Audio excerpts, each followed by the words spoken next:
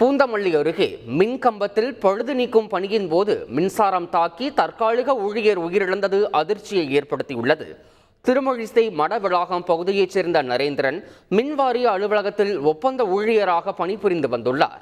இவருக்கு மனைவி 2 வயதில் குழந்தை உள்ள நிலையில் சிப்காட் பகுதியில் மின்கம்பத்தில் பழுது ஏற்பட்டதால் மின்வாரிய ஊழியர் மோகன் என்பவருடன் பழுது நீக்க சென்றுள்ளார். அப்போது மின்கம்பத்தில் மோகன் ஏறாமல் போதிய அனுபவம் இல்லாத நரேந்திரனை மின்கம்பத்தில் ஏறக்கூறியதாக பேசப்படுகிறது. அப்போது எதிர்பாராத விதமாக மின்சாரம் தாக்கி நரேந்திரன் தூக்கி வீசப்பட்ட நிலையில் பூந்தமல்லி அரசு மருத்துவமனைக்கு அழைத்துச் செல்லப்பட்டார். பரிசோதனையில் அவர் உயிரிழந்து விட்டதாக மருத்துவர்கள் கூறியதால் அதிர்ச்சியடைந்த உறவினர்கள் மருத்துவமனையை முற்றுகையிட்டனர். அதிகாரிகளின் அலட்சியமே உயிரிழப்பிற்கு காரணம் எனவும் உறவினர்கள் குற்றம் சாட்டினர்.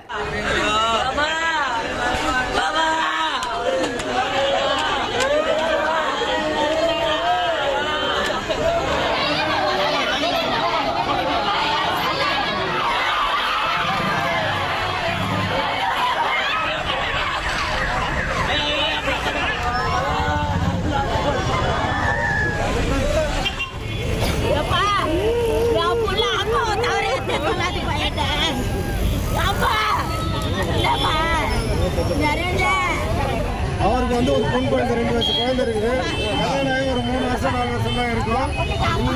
இந்த மாதிரி மோகன் அந்த ஜேடி இவங்க எல்லாம் சேர்ந்து எக்ஸ்பீரியன்ஸாக எல்லாம் விட்டுட்டு அன்எக்ஸ்பீரியன்ஸாக இருக்கிற எம்ப்ளாயை வச்சு வேலை ஏற்றிருக்கிறாங்க.